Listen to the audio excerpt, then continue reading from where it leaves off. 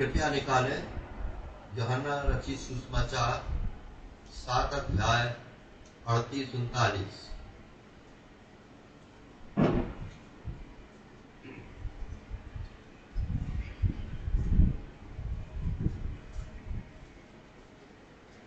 निकालते जाए तो मेरे को हेल्प हो। जो मुझ पर विश्वास करेगा, जैसा पवित्र शास्त्र में आया है, उसके हृदय में से जीवन के जल की नदियां बह निकलेंगी। उसने यह वचन पवित्र आत्मा के विषय में कहा, जिसे उस पर विश्वास करने वाले पाने पर थे, क्योंकि आत्मा अब तक ना उतरा था, क्योंकि यीशु अब तक अपनी महिमा को ना पहुंचा था। पवित्र आत्मा यहाँ पर जैसे हमने पढ़ा, जल, पवित्र आत्मा जो जल के रूप में, पवित्र शास्त्र में पवित्र आत्मा अग्नि के रूप में भी हम उसके क्रियाकलाप को देखते, गति को देखते हैं। हवा, विंड, ऑयल, कबूतर और ओस के समान, फायर के समान और जीवन के जल के समान। तो ये पवित्र आत्मा के विषय में कहा था उसने, जल के बारे में जब बात की, जल, पवित्र आत्मा, जल। अब इसको जरा समझने के लिए थोड़ा सा मेरे साथ आप इस एक शब्द पर जाइए, एलोहिम परमेश्वर। एलोहिम परमेश्वर, और कई बार हमने गाना भी गाया पर गाएंगे नहीं। 342 पेज पर परमेश्वर के कई उपनाम, यहोवा यिरे, या राफा, यहोवा शम्मा, यहोवा एलोहिम सृजनहारे, एलोहिम सृजनहारे। आप इस बात को ध्यान रखना, जब कभी शब्द बाइबल में एलोहिम आए, बहुत कम आया, पर 2500 और 2500 बार एलोहिम जो है डिफरेंट रूप में आया। तो एलोहिम क्या है उसको हम समझें। एलोहिम जो है वास्तव में एक कोऑपरेटिव डिवाइन बीइंग है। इंग्लिश में डिवाइन शब्द अगर इसका हिंदी में अनुवाद करें तो हम इसको देवीय नहीं बोलेंगे, दैवीय बोलेंगे, या सीधी सी बात हेमनली स्वर्गीय हम बोल सकते हैं। तो ये पवित्र आत्मा के बारे में अगर समझना है तो हमें इस एलोहिम के अर्थ को समझना होगा। पवित्र आत्मा का जो वर्क है और स्थान है इस डिवाइन बीइंग में, इस दैवीय ईश्वरीय व्यक्तित्व में, एलोहिम में छुपा हुआ है।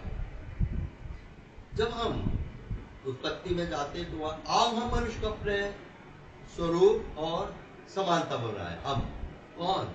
एलोहिम, पिता, पुत्र, पवित्र आत्मा। ये तीनों जो है एक काउंसलिंग किया उन्होंने, आओ हम बनाए, त्रिएक परमेश्वर। यूहन्ना रचित सुसमाचार उसके 14वें अध्याय और 23 पद में निकाल के जरा पढ़ दें।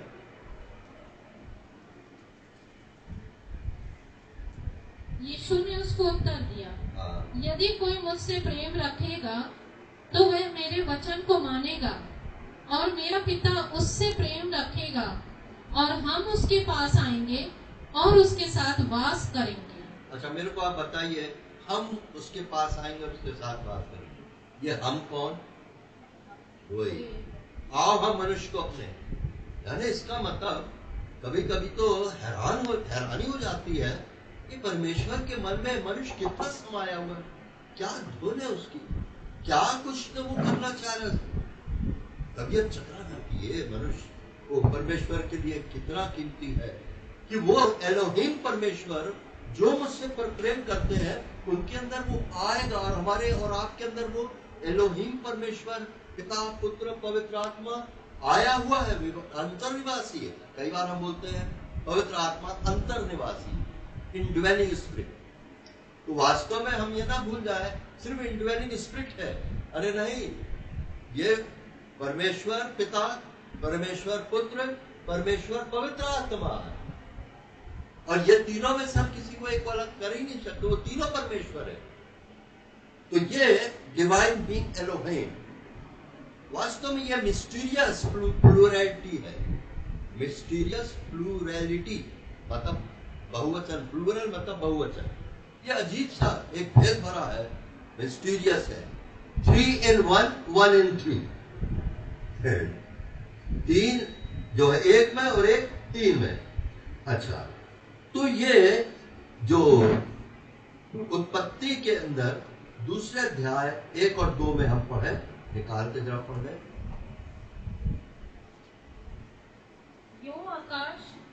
आकाश और पृथ्वी और उनकी सारी सेना का बनाना समाप्त हो गया। और परमेश्वर ने अपना काम जिसे वो करता था 7वें दिन समाप्त किया, और उसने अपने किए हुए सारे काम से 7वें दिन विश्राम किया। ये क्रिएटिव वर्क। अच्छा, अब उत्पत्ति के पहले अध्याय के पहले दूसरे पद में आए। आदि में परमेश्वर ने आकाश और पृथ्वी की सृष्टि की। पृथ्वी बेडौल और सुनसान पड़ी थी और गहरे जल के ऊपर अंधियारा था, तथा परमेश्वर का आत्मा जल के ऊपर मंडराता था। अब आप बताइए, एलोहिम है इसके अंदर। पहले पद में आदि में परमेश्वर ने, वो यूहन्ना 1 के अंदर भी यूहन्ना को परमेश्वर ने प्रकाश दिया। आदि में वचन था और वचन परमेश्वर के साथ था। ये पहले पद में पहले। और फिर उसके बाद गहरे जल के ऊपर पवित्र आत्मा क्या था? परमेश्वर का आत्मा मंडलाता था। मतलब यह है कि ये तीनों के बीच जो काउंसलिंग हुई, दो जो थे वो देखे जा सकते थे। अरे फिलिप्पुस ने कहा था ना, अगर तू हमें अपने पिता को ही दिखा दे तो काफी है। प्रभु यीशु मसीह से, जिसने मुझे देखा उसने पिता को देखा।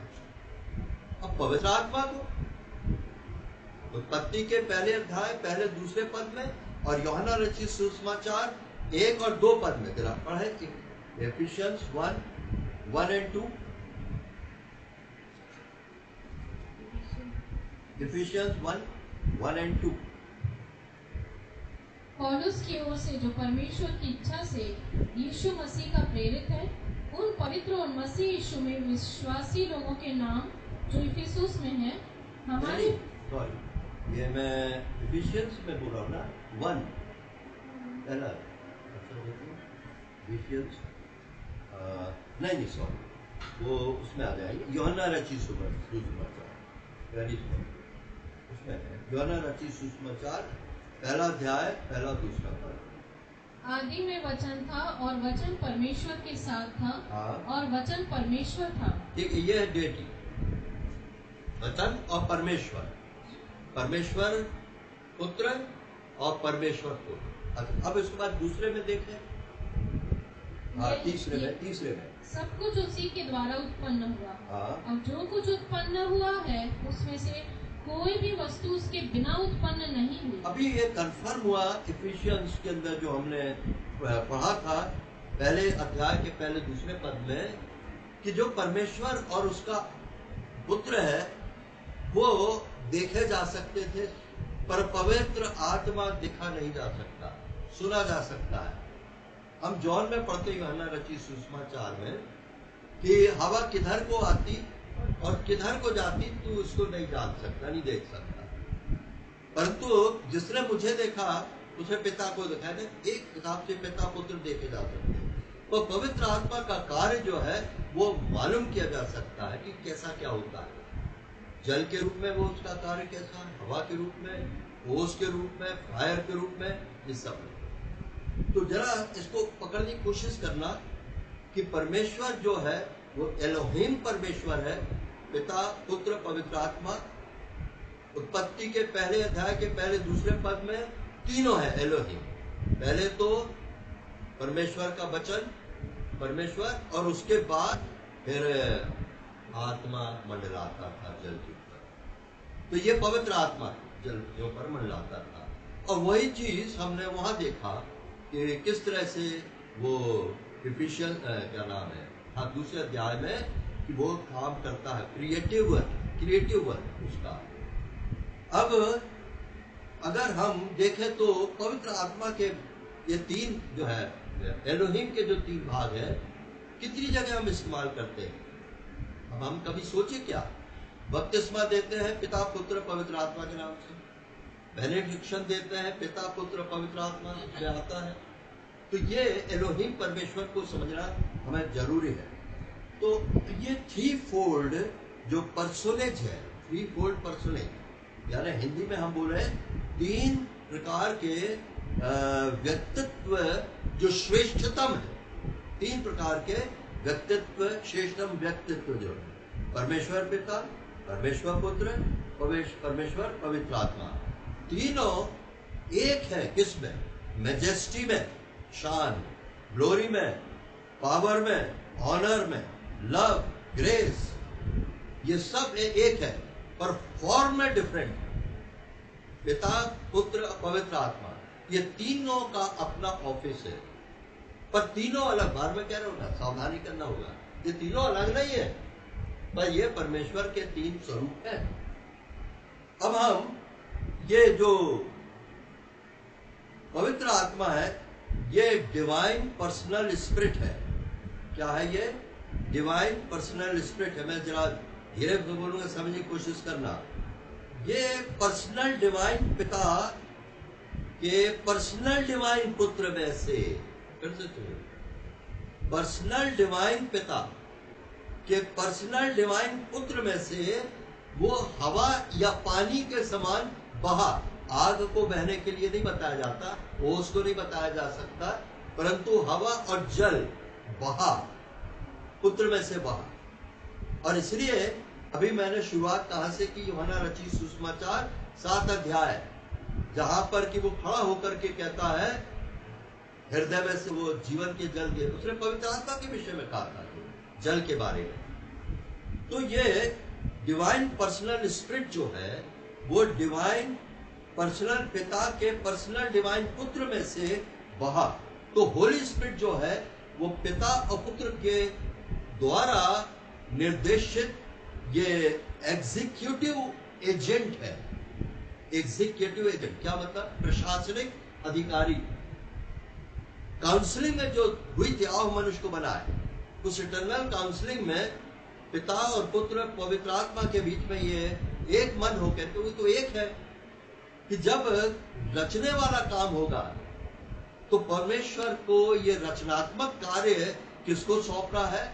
पवित्र आत्मा को। जितना पवित्र आत्मा को सौंप, इसको देखा जरा, भजन 104:30, ये पवित्र आत्मा का जो पहला मैनिफेस्टेशन है। फिर तू अपनी ओर से सांस भेजता है, और वे सिरजे जाते हैं, और तू धरती को नया कर देता है। ये उत्पत्ति पहले अध्याय पहले और दूसरे पद का विवरण है। इंग्लिश में है स्पिरिट, और फिर तू अपने स्पिरिट भेजता है, और वो क्या करते हैं? हिंदी में और क्या लिखा है? सांस भेजता है। और आगे वे सिरजे जाते हैं। वे सृजे जाते। कौन? वही उत्पत्ति 1 और 2 में जो उसका सृजनात्मक 6 दिन जितना काम हुआ है, पिता और पुत्र ने पवित्र आत्मा के द्वारा ये क्रिएटिव वर्क किया। ये पवित्र आत्मा है जिसने कि लाइट और क्या क्या नहीं सब 6 दिन में किया। तो ये अच्छा, एक और देख रहे हैं, यशाया 40, 12 और 13। यशाया 40, 12 और 13। किसने महासागर को चुल्लू से मापा? ये है उत्पत्ति 1 और 2 की कहानी है ये। हाँ। किसके बित्ते से आकाश का नाप हुआ? हाँ। किसने पृथ्वी की मिट्टी को नपुए में भरा? हाँ। और पहाड़ों को तराजू में, हाँ। और पहाड़ियों को कांटे में तौला है? हाँ। किसने यहोवा की आत्मा को मार्ग बताया? ये देखा ये। हाँ। या उसका मंत्री होकर उसको ज्ञान सिखाया? हाँ। ये जितना कुछ ऊपर हुआ रचनात्मक कार्य, वो किसने किया है? पवित्र आत्मा ने किया है ये रचनात्मक कार्य। तो जब पवित्र आत्मा ने रचनात्मक कार्य किया है, तो फिर इसका मतलब यह है कि पिता और पुत्र का अपना एग्जीक्यूटिव एजेंट है। ये क्या है? Executive agent. एक छोटी सी प्रार्थना करें। प्यारे पिता परमेश्वर, बहुत आभारी है आज आपने हमारे सामने जो विषय रखा है, ये बहुत ही प्रभु जी लविंग सब्जेक्ट, एक लविंग पर्सन, डिवाइन पर्सन के बारे में हम पढ़ रहे हैं, जान रहे हैं। इसलिए हम पूरी तौर से प्रभु जी पवित्र आत्मा के हाथों में सौंप देते हैं। वही हमारा टीचर है, हमारा गाइड है, और आज हम प्रभु अपने इस टीचर को, गाइड को पूरी तौर से हम आपके अधीन करते हैं। यही हमें चलाए, यही हमें समझाए, टीच करे, सिखाए। और प्रभु हम कमजोर हैं, आत्मिक अनपढ़ हैं, परंतु प्रभु जी आपके आत्मा के द्वारा हम पढ़े लिखे बन सकते हैं आत्मिक रीति से। और हमारे अंदर आपके ऊपर मनन करने के लिए जो दुविधा शैतान लाना चाहता है, दूर करें और एक आजादी दें। तो विनती सुनिए, प्रभु यीशु के नाम से मांगते हैं, आमीन। तो ये मैं जो ला रहा हूँ चीज को, अब मैं आपके सामने इसको इसलिए रखूंगा बीच में, कुछ है इसके ऊपर हम नहीं जाएंगे कि आप इसको घर में ले जाके इसके ऊपर पढ़ना। ये परमेश्वर का आत्मा, पवित्र आत्मा जो है, ये अगर हमको इसकी समझ मिल जाए, आत्मिक समझ, सही समझ, तो क्या होगा? और ज्यादा हमारे अंदर उससे लिपटने की, उससे प्यार करने की, ये पता चलेगा, ये इच्छा होगी हमारे, अरे ये कितना लविंग पर्सन है क्यों नहीं? देखो आप, अरे इतना लविंग पर्सन है, इतना प्यार करता है वो हमसे, जरा से हमारे बेरुखी पर वो उदास हो जाता है, निराश हो जाता है, बुझ जाता है, शोकित हो जाता है, जितना हम आप में एक दूसरे से नहीं होंगे, इतना सेंसिटिव, और वो दुखी हो जाता है। और हमारे आनंद में, हमारी खुशी में भी वो एक होता है। अरे तो ये तो हमारा, कहा जाए, इससे दूर भागने का नहीं, बल्कि और उसके पास और उसको समझने की हमारे अंदर एक ललक आएगी। तो ये जो मैंने लिखा है, इसलिए कि घर में आपको इसको प्रार्थना के साथ पढ़ेंगे तो आपके अंदर पवित्र आत्मा के लिए और लगेगा, और हम पवित्र आत्मा के पास जाए।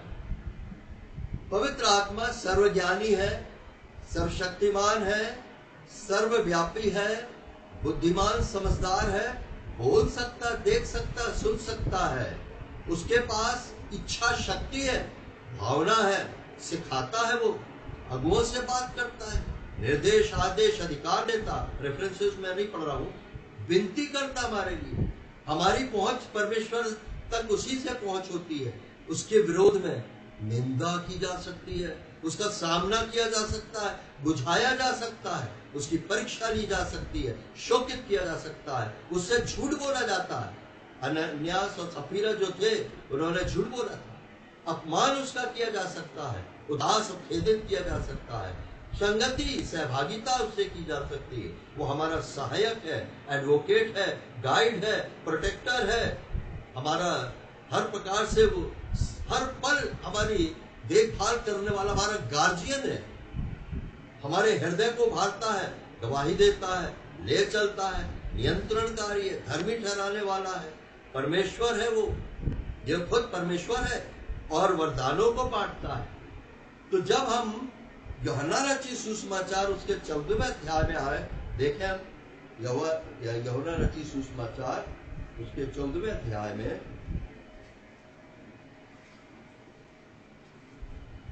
तो वहां पढ़ते हैं, प्रभु यीशु मसीह ने कहा था कि मैं तुम्हारे को एक और सहायक दूंगा, 15वां पद में, यदि तुम उससे प्रेम रखते हो। ये अगापे प्रेम की बात हो रही है, हालांकि तो मेरी आज्ञाओं को मानोगे, और मैं पिता से विनती करूंगा, मैं तुम्हें एक और सहायक देगा, वह सर्वदा तुम्हारे साथ रहेगा। क्या मतलब? अरे मैं तुम्हारे साथ सर्वदा नहीं रह सकता, फिजिकल बॉडी में हूं, और इसलिए मैं जब जाऊंगा तो मैं तुम्हारे लिए बेहतर प्रबंध कर रहा हूं, ऊपर जाकर के वो जो हर समय तुम्हारे साथ रहेगा। मेरे लिए पॉसिबल नहीं होगा इस शरीर देह में, हालांकि उसका शरीर महिमित हो चुका था, जी उठा था प्रभु। तो क्या बोलता है कि वो मैं सर्वदा तुम्हारे साथ रहेगा, और वो तुम्हारे पास कैसा रहेगा? 26 पद आ जाइए, 25 पद, मैंने ये बातें तुम्हारे साथ रहते हुए तुमसे कहीं, मतलब अब नहीं कहेगा, आगे जब चला जाएगा तो पवित्र आत्मा जो परमेश्वर की बातें हैं, पुत्र की बातें वो समझाएगा, परंतु सहायक अर्थात पवित्र आत्मा जिसे पिता मेरे नाम से भेजेगा, वह तुम्हें सब बातें सिखाएगा, और जो मैंने तुमसे कहा वह तुम्हें स्मरण दिलाएगा। तो ये पवित्र आत्मा का हिब्रू वर्ड्स है उसका पैराक्लीट, PARACLET, मतलब होता है इसका एक नहीं कई, कंफर्टर, अभी हमने पढ़ा, सहायक, और ये तुम में होगा, अभी हमने थोड़ी देर पहले पढ़ा, हम उसमें होंगे, यानी परमेश्वर पिता, परमेश्वर पुत्र, पवित्र आत्मा, ये पैराक्लीट हमारे अंदर हुआ। फिर ये हमारा प्रोटेक्टर है, हमारा टीचर है, गाइड है, प्रोवाइडर है। जब मैं इस विषय पर आ रहा था तो मेरे मन में एक बार आया, फिर से इसकी प्रभुता, इसके अधीन हम करें, ताकि अब आप टीचर हो, प्रभु पवित्र आत्मा, परमेश्वर पवित्र आत्मा, गाइड करो आप अपने विषय में और हमको समझाओ, बताओ, ताकि हमारी आत्मिक समझ आपके बारे में ऐसी हो जाए कि हम और ज्यादा आपकी बातों को मानने के लिए, आपके अधीन होने के लिए हमारा मन उत्साह है। तो हम क्या पढ़ते ये चीजों को देखा। अब ये पहला मैनिफेस्टेशन हमने देख लिया उत्पत्ति के पहले अध्याय में, दूसरे अध्याय के दूसरे 7वें पद में, और हमने यशाया वगैरह में देख लिया। अच्छी अजीब बात, उत्पत्ति की शुरुआत पवित्र आत्मा मंडलाता था, और अंत जो है प्रकाशित वाक्य 22, वहां पर भी पवित्र आत्मा, पर अब अकेला नहीं। आत्मा और दुल्हन कहती है जो कोई प्यासा हो मेरे पास आए। यूहन्ना 7 में जो प्यासा है मेरे पास आए। प्रकाशित 22 में आत्मा और दुल्हन कहती है जो प्यासा है मेरे पास आए। 22 अध्याय को कभी होगा तो देखेंगे। 1 पद से लेकर 5 पद तक जो होने वाला है स्वर्ग में उसके विवरण। 6वें पद से 12वें पद तक जो पृथ्वी पर होगा, जो अपवित्र वो अपवित्र बना रहे, ये सब जो ये कहानी। और फिर उसके बाद आगे के जो 8-9 पद है उसमें फिर स्वर्ग में पहुंच जाते हैं, वहां पर आत्मा दुल्हन क्या कहता है। अब यहां पर आए तो ये आखिरी मैनिफेस्टेशन होगा कलीसिया के साथ। अब हम देखें सेकंड, जो उसका दूसरा मैनिफेस्टेशन है, बहुत अद्भुत है, आदम और हवा के साथ। ये आदम और हवा के साथ पवित्र आत्मा का जो गति है उसको हम समझने की कोशिश करें। क्या हुआ, हमने राजीव से वचन सुना था, ये कई बार, इसमें मैंने डेट नहीं लिख पाया हूं।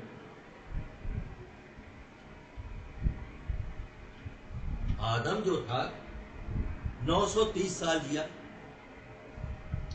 और सच बात है, चौंकाने वाली बात थी, मैं भी उस दिन चौंक गया। 930 साल में उसने कितनी मृत्युओं को देखा, क्या कर डाला मैंने। वो तो असिद्धता में थे।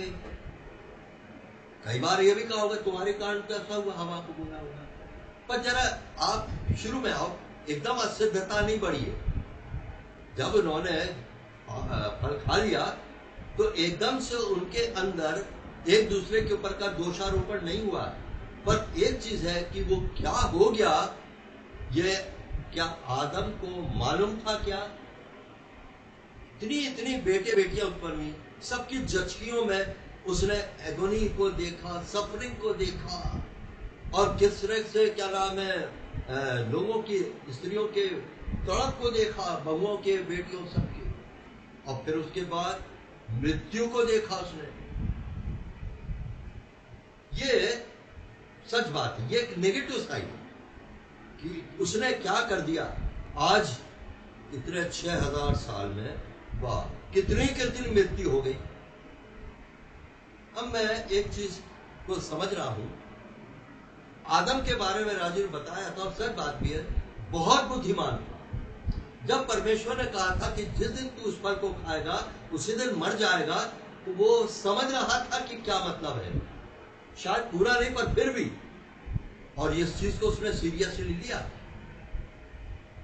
परंतु यहां एक जगह पर वो चूक गया, और उसका चूकना परमेश्वर की योजना का एक भाग था। उसको ये नहीं समझ में आया कि मेरी पत्नी के द्वारा शैतान जो है मृत्यु ले आएगा। और जब उसको पत्नी ने आके खिलाया तो वो ऐसा कोई नहीं कि लाके खिलाया, हाँ लाओ जरा देखे, एकदम शॉक्ड, ये फल इसने खा लिया। अब उसने ये नहीं कहा नहीं ये तो परमेश्वर मना किया, मैं नहीं खाऊंगा। क्या होता, आदम तो बच जाता और उसकी प्यारी पत्नी नाश हो जाती। वो बहुत प्यार करता था उसको, परमेश्वर का प्रथम जोड़ा था वो। मेरे हड्डी में का हड्डी, मेरे का मांस में का मांस। बहुत प्यार करता था उसको, बहुत सुंदर थी, दोनों एक दूसरे को बहुत प्यार करते थे। अब जब हवा ने ये खा लिया, एकदम क्षण भर में कंप्यूटर के समान उसके माइंड में आया, अगर मैं नहीं खाता हूं तो मेरी पत्नी जो है गई। डेलिब्रेटली, जानबूझ करके उसने अपने पत्नी के सिन को शेयर किया। नहीं नहीं, मैं खाऊंगा इसको, अब चाहे भुगतना पड़े तो मेरी पत्नी को अकेली क्यों, मैं भी भुगतूंगा। प्रथम आदम। और अंतिम आदम, डेलिब्रेटली उसने मेरे और आपके पाप को अपने ऊपर लिया, कलीसिया पत्नी, और उसके हमारी पापों को अपने ऊपर लिया। हम पढ़ते हैं, निकालेंगे नहीं, 2 कोरिन्थ 5:21 में वो हमारे लिए क्या बना, पाप बना। वो हमारे लिए पाप बना।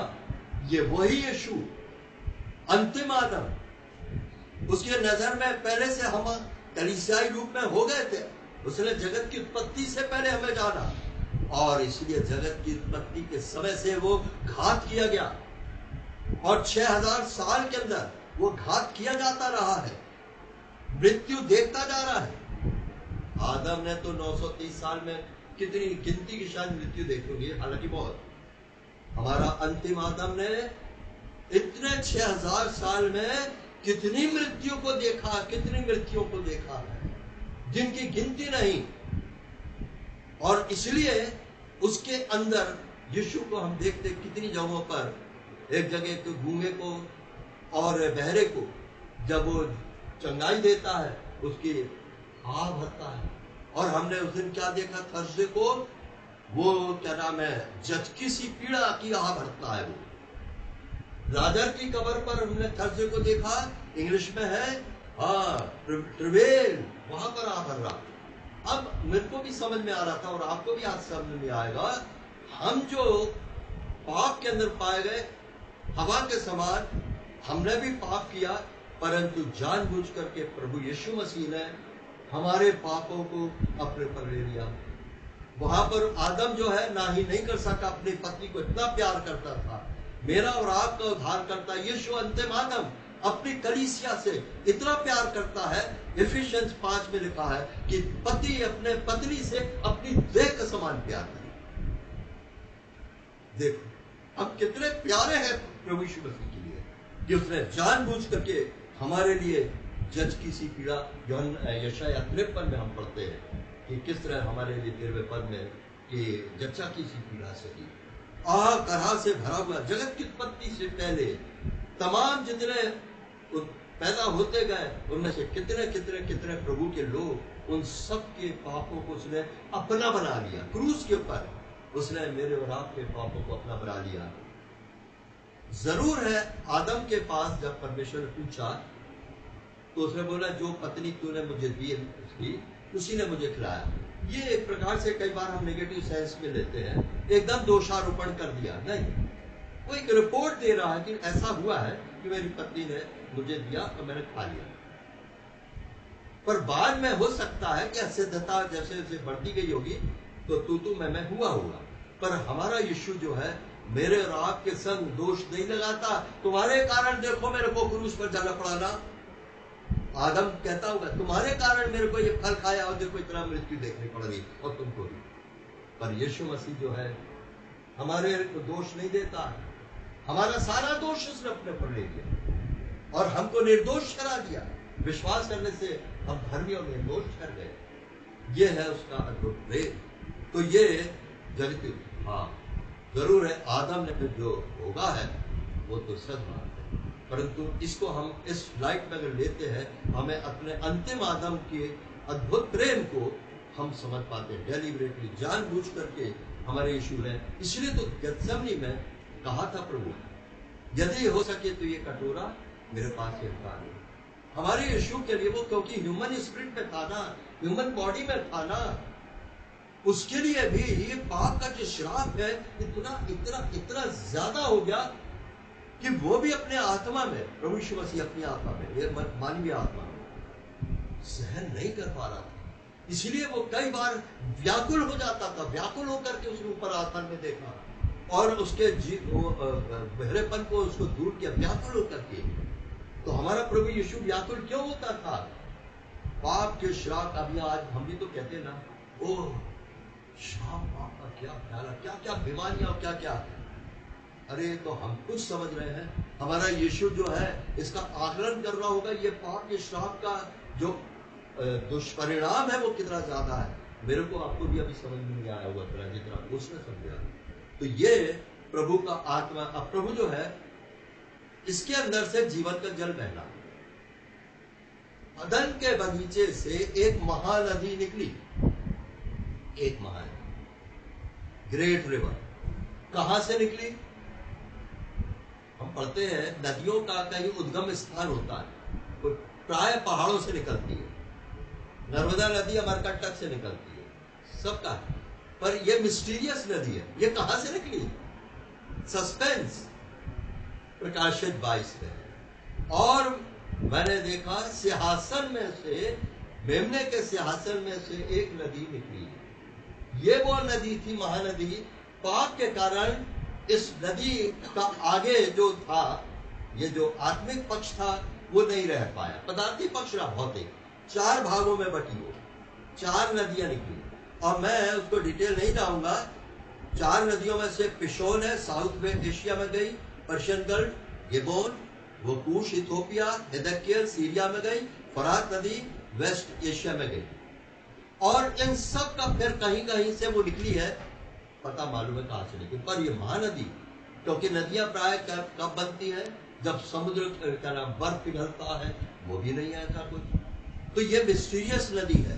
तो ये नदी जो है बहती चली गई, बहती चली गई। और आज सारे संसार के अंदर यही 4 नदियों का रोल है, पदार्थी रूप से लोगों को पानी देने का। अब मैं आपके सामने ये चीज ला रहा हूं, प्रभु यीशु मसीह के ऊपर इसको मैं रिफ्लेक्ट करता हूं। अभी राजू के वचन को जो हम 21:10-22 को दिया गया और 16-12-22 को दिया गया, यहोवा के 7 पर्व, उसमें 7वां पर्व था मंडप का या झोपड़ी का पर्व, फीस्ट ऑफ टैबरनेकल। और वो 7 दिन का होता था। ये क्यों मनाया जाता था उस दिन? आप स्टडी करना, पढ़ना फिर से। क्योंकि वो जंगल की यात्रा में से आए, क्या क्या दुख उठाया, और अब बिल्कुल देखो खुशहाली आ गई। तो परमेश्वर ने उनको इसलिए ठहराया, अब तुम खुशी बना, उसको याद करके तुम क्या थे, किस मुसीबतों में थे, अब तुम कैसा, तुम देखो क्या बढ़िया हो। तो 7 दिन तक वो आनंद और खुशी मनाते थे। और 7वें दिन पर्व का अंतिम दिन होता था। तो उस दिन, अंतिम दिन में वो क्या करते थे? महायाजक जो था वो एक सोने का पात्र लेकर के प्रोसेशन, जुलूस में वो जाते थे। कहाँ जाते थे? वो पूल ऑफ साइलोम, साइलोम SILOAM, यहां पर वो जाते थे पूल। वहां पर वो पानी लेते थे। और ये पूल कहां से, ये पानी कहां से आता था? वो मंदिर के ड्योढ़ी के नीचे से बहता बहता वो जाता था। यशाया, अभी हम देख, उसको भी देखेंगे हम। ये पाते हम यहेजकेल 47, ड्योढ़ी के नीचे से निकल करके वो पानी यहां पहुंचता था। ये पवित्र आत्मा, यहेजकेल 47 के अंदर 4 स्टेजेस है पवित्र आत्मा के, जल के रूप में। तो ये वो जल था, वो वहां पर आता था। अब इस जल को लेके आते थे, उसमें कुछ वाइन दाखिल, वाइन मतलब दाखिल डालते थे। और जब वो आते थे तो वो क्या करते थे? वेदी के ऊपर उसका छिड़काव करते थे, मंदिर के उसारे को भी धोते थे। अब महायाजक जो था वो छिड़काव करने लग जाने को था। आ गए 7वां दिन, सब खुशी में भरे हुए हैं। और अब ये क्या नाम है, जल को छिड़का जाने वाला है वेदी के ऊपर। और जैसे ही उसने अपना हाथ किया और जल के ऊपर छिड़कने लगा, एकदम एक ऑफुल साइलेंस हो गया। एक आवाज आई, सब चौंक गए, क्या हो गया, किसकी आवाज आई? पढ़े नहीं, अभी हमने पढ़ा, उसी से शुरू किया था। यूहन्ना 7:38-39, यूहन्ना 7:38-39।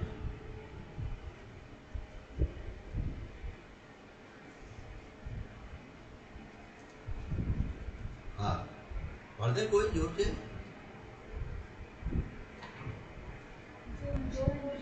विश्वास करेगा, जो मुझ पर विश्वास करेगा, जैसा पवित्र शास्त्र में आया है, हाँ, उसके हृदय में से जीवन के जल की नदियां बह निकलेगी। उसने यह वचन पवित्र शास्त्र के विषय में कहा। हाँ, पवित्र जीवन के जल की, ये उसने वचन पवित्र आत्मा के, अपने आत्मा के विषय में कहा, जो उसको पाने वाले पर उतरने वाले थे। हाँ, तो मतलब यह है कि पवित्र आत्मा के भविष्यवाणी ऑलरेडी पहले से हो चुकी थी। वो पहले से प्री अनाउंस्ड था, उतरेगा पवित्र आत्मा। उसने जब वो जल देखा प्रभु यीशु मसीह ने, वो छिड़का जाने पर था, तो शुरुआत उसने जहां की थी आराधनालय में, यशाया का उसने खोला, मैं बंधुओं को छुटकारा देने का, और ये निकालेंगे हम इसको, देखते हैं कहां पर है। पहले तो एक्स लूका 4:18 और 19, लूका 4:18 और 19।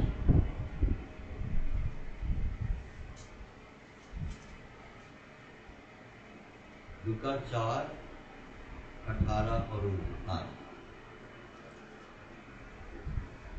वहां पर हम पढ़ते हैं, प्रभु का आत्मा हाँ, मुझ पर है, प्रभु का आत्मा मुझ पर है, इसलिए कि उसने कंगालों को सुसमाचार सुनाने हाँ, के लिए उसने कंगालों को, हाँ, सुसमाचार सुनाने के लिए मेरा अभिषेक किया है।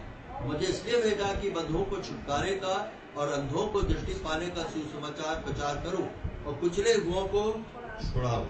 ये प्रभु यीशु मसीह ने अपने विषय में कह दिया था कि प्रभु का आत्मा, ये पवित्र आत्मा मुझ पर है। अब यहाँ पर उसको एकदम प्रभु यीशु मसीह को ध्यान आया, वो जो महानदी निकली वो बिल्कुल मिस्टीरियस थी। मिस्र देश में जो चट्टान चलती थी, वो पानी निकलता था, मिस्टीरियस नहीं था क्या? क्या अजीब चीज। पूरे 40 साल की यात्रा में एक नदी उनके संग चल रही थी मानो। तो प्रभु यीशु मसीह को ध्यान आया उनको, मानो चट्टान पर मारा गया, पानी निकला एकदम। प्रभु यीशु मसीह को रहा नहीं गया। प्रभु यीशु मसीह, ये मैं हूं, और मुझको इस समय वो रोक नहीं पाया। पवित्र आत्मा से भर करके वो तो भरा ही हुआ था, एकदम से लाउड वॉइस में से बोला, ये 37-38 पद को, और उसने इस बात की घोषणा कर दी कि ये मैं, ये जो जीवन का जल जो है पवित्र आत्मा, ये मेरे अंदर से बहेगा। और ये जीवन का जल जो पवित्र आत्मा है, कहां से शुरू हुआ था बहना? जरूर अदन के बगीचे से। विघ्न आया, पाप आ गया, परंतु परमेश्वर का प्लान रुका नहीं। परमेश्वर के प्लान के हिसाब से आदम को परमेश्वर ने चूक करने दी, क्योंकि ये उसके प्लान में था कि उसके बाद उसका पुत्र अंतिम आदम, ये चूक नहीं होगी उसकी, ये वो डेलिबरेटली अब हमारे पापों को अपने ऊपर ले लेगा और हमारे लिए बलिदान होगा, दुख उठाएगा।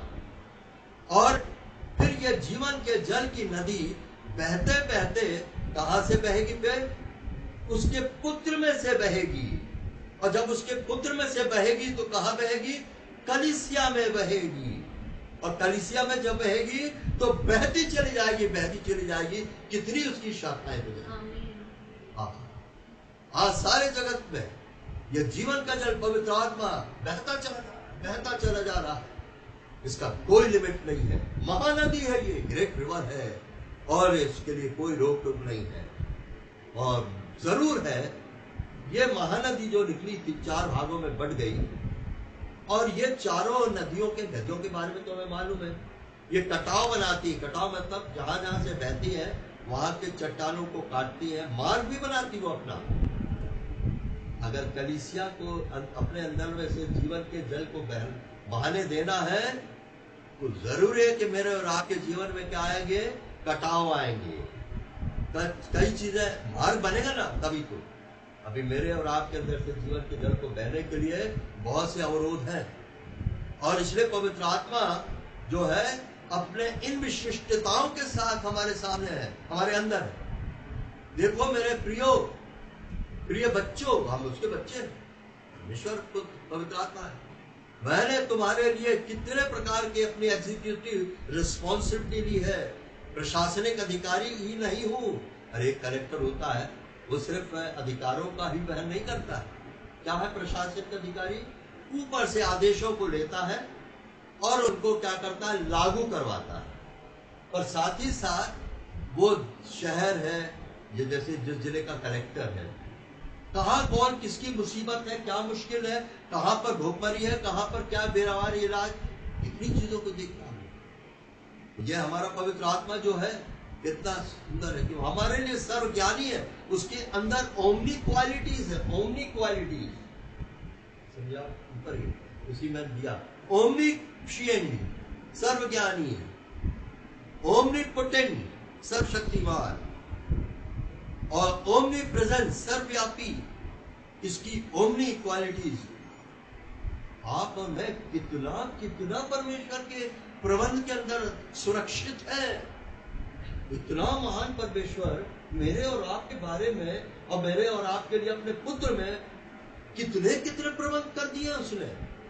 यानी इसका मतलब ये समझ में आता है कि हम कितने ज्यादा डेलिकेट थे, कमजोर, निर्बल, हारे हुए, पतन से भरे हुए।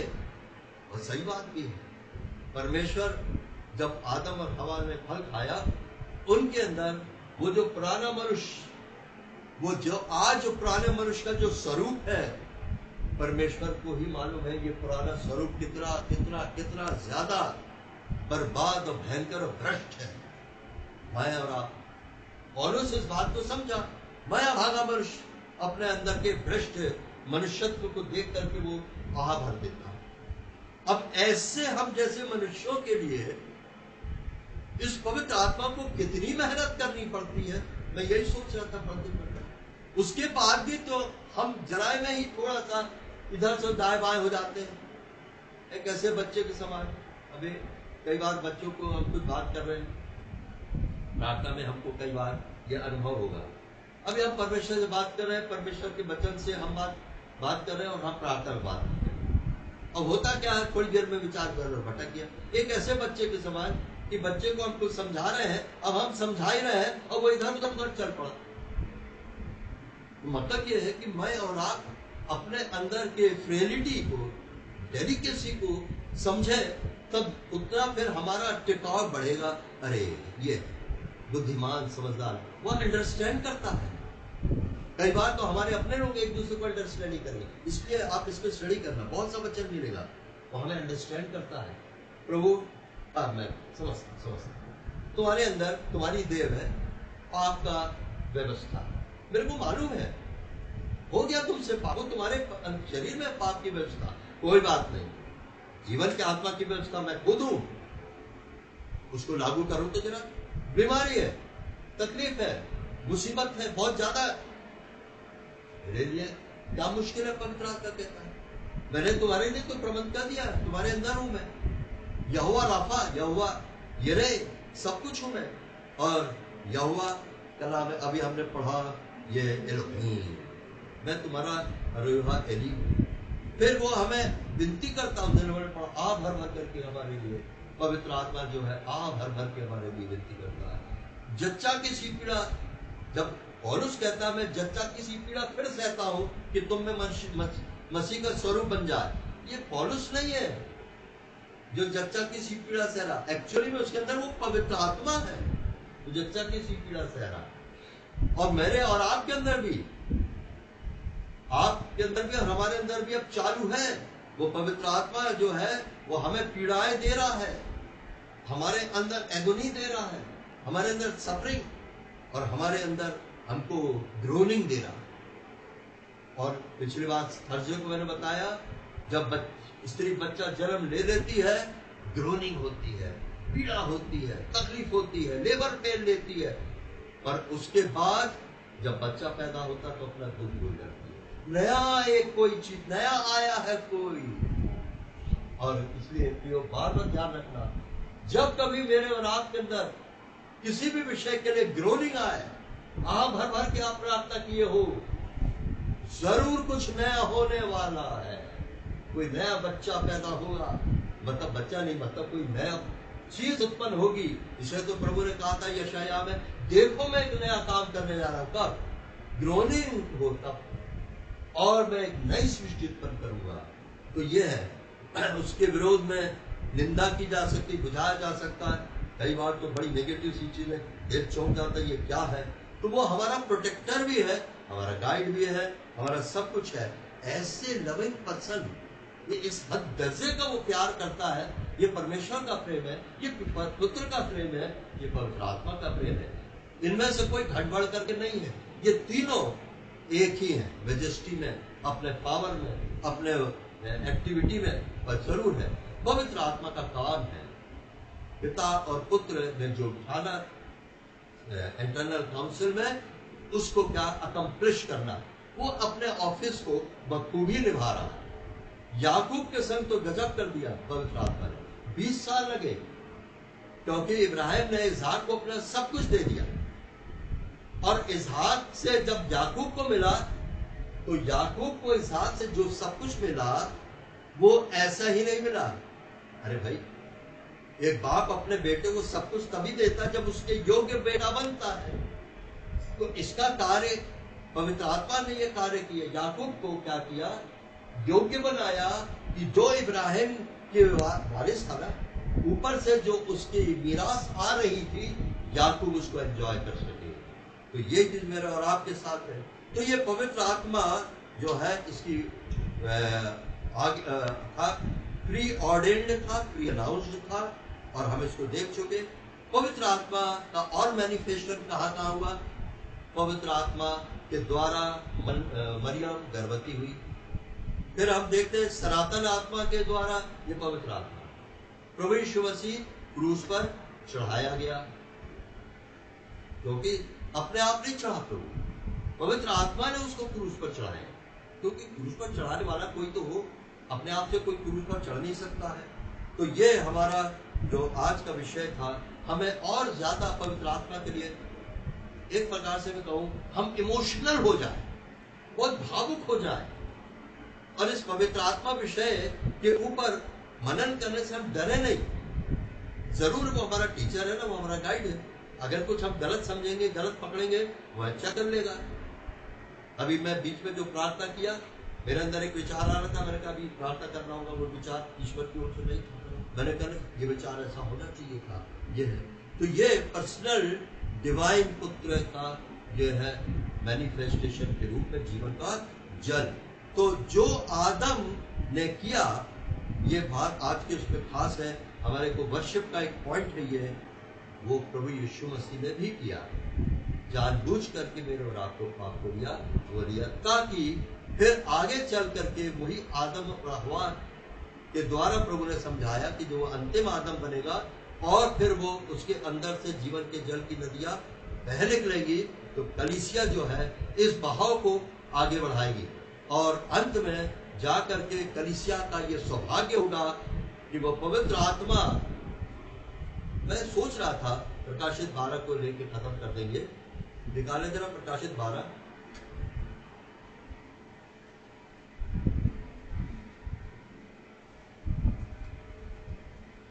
और एक 22 प्रकाशित 22, उसके पहले पद में से नहीं पढ़ेंगे, वो उसमें बिल्लौर किसी झलकती हुई जीवन के जल की एक नदी, जो परमेश्वर और मेमने के सिंहासन से निकलकर उस नगर के बीचों बीच बहती थी। अब यहाँ पे इसके ऊपर थोड़ा सा मनन करें, तो जब अदन के बगीचे में भी जो जीवन, वो जो नदी निकली है, महानदी, वो सिंहासन में से निकली है मेमने के, और जब वो निकली है तो क्या हुआ, अदन के बगीचे में ही एक बलिदान हुआ है, एक वध किया पशु को, और जब मेमने ने देखा वहां से नदी निकली मेमने के शासन से, मैं वध किया जाऊंगा आगे अंतिम आदम के रूप में। और फिर हम यहाँ देखते हैं 16वें पद, प्रभु यीशु ने अपने स्वदूत को, नहीं सॉरी 22 के 17 पद, और आत्मा और दुल्हन दोनों कहती है कि आ, और सुनने वाला भी कहता है आ, और जो प्यासा हो वह आए, और जो कोई चाहे वह जीवन का जल सेत में ले।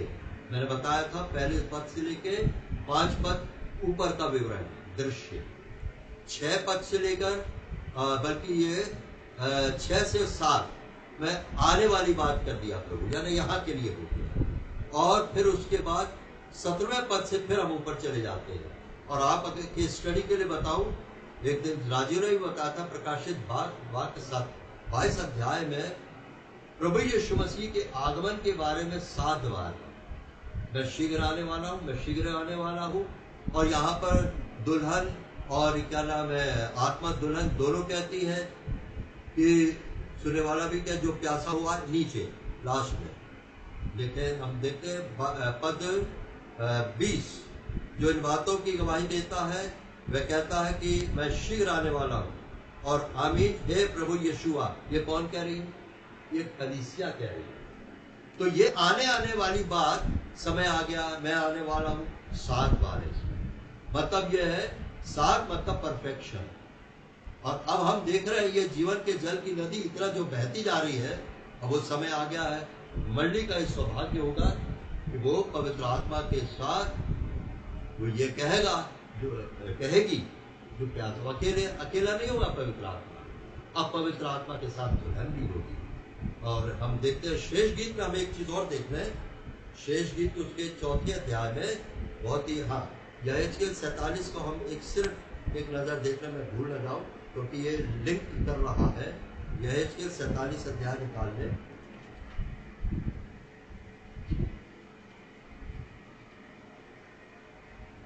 ये जो यूहन्ना 7 में प्रभु यीशु मसीह ने कहा था, तो 7 दिन का जो पर्व मनाया गया, मंदिर में से नीचे से नदी निकली, जो शिलोम में जाकर के वो नदी का पानी मिला। तो ये 47 अध्याय उसी के संदर्भ।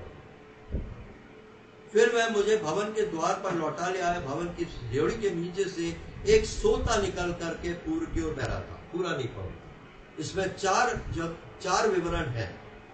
ये पहले तो पसीज करके बह रहा था, दूसरे पर यानी प्रभु यीशु मसीह जो जीवन का जल है, वो थोड़ा सा नीच आया हमारे हम विश्वासी जन में, पसीज रहा, निकल रहा है। दूसरा, वो तीसरे पद में टखनों तक आ गया, घुटनों तक। एक विश्वासी जब जिस जीवन के जल को पा गया, घुटनों पर जितना जाएगा वो घुटनों तक पा गया। यानी अब यह है कि वो विश्वासी घुटनों पर आ गया, प्रार्थना करने वाला विश्वासी बन गया। तो तीसरा है घुटनों तक। अभी तक ये टखनों तक था, सॉरी, ये तो टखनों तक था, अब चौथे में घुटनों तक आ गया। तो घुटनों तक आ गया मतलब यह है कि उसका जो है टखने और घुटने एक साथ चलते हैं। तो टखना जो है वो हमारी नॉर्मल चाल, और घुटना जो है प्रार्थना के साथ हम चलते हैं। तीसरा है कमर तक था। कमर मतलब यह है कमरबंद, सत्य का कमर कस के, इसके ऊपर आप कुछ वचन पा सकते हैं। और फिर उसके बाद 5 में जो खास है, नदी हो गई है। ये नदी मतलब उसमें और तैरने योग्य था। उसमें पवित्र आत्मा के अंदर चलना, टखनों का, प्रार्थना के अंदर प्रार्थना के साथ चलना, घुटनों पर प्रार्थना के साथ सत्यता के जीवन में चलना, सत्य से कमर बांध करके, और प्रार्थना के द्वारा पवित्र आत्मा के जल के रूप में तैरने वाली स्थिति में आना। मतलब यहाँ पर तैरने का मतलब यह है कि तैरते समय कई बार क्या होता है, हम तो हाथ चलाते तैराते हैं, पर कई बार कई लोग हाथ पैर नहीं चलाते, कुछ तैरते हुए ऐसे ही चले। हवा में भी पक्षियों को देखो, पर नहीं चलाते, वैसे ही तैरते। मतलब यह पूरी तौर से पवित्र आत्मा के ऊपर हमारा भरोसा, हमारा अपना प्रयास खत्म, हमारा जो कुछ भी, हम पवित्र आत्मा के ऊपर हमारा पूरा डिपेंडेंस आ गया। तो ये 4 प्रकार के पवित्र आत्मा जो जल का रूप है यहाँ पर, वो हमारे जीवन में काम करना चाहता है। तो ये इसलिए मैंने इस चीज को छेड़ दिया, हालांकि थोड़ा सा 5 मिनट समय था, मैंने कहा ये भी ले लूं ताकि आपको थोड़ा सा और इसमें समझने में मौका मिले चीजों को। परंतु ये कनेक्शन में जो चीजें थी वो मैंने बताई, पवित्र आत्मा के द्वारा आप इस वचन को और अपने अंदर फैला सकते हैं। प्रभु हमारी सहायता करे और इस वचन को और डेवलप करे। प्रभु अपने वचन पर आशीष दे।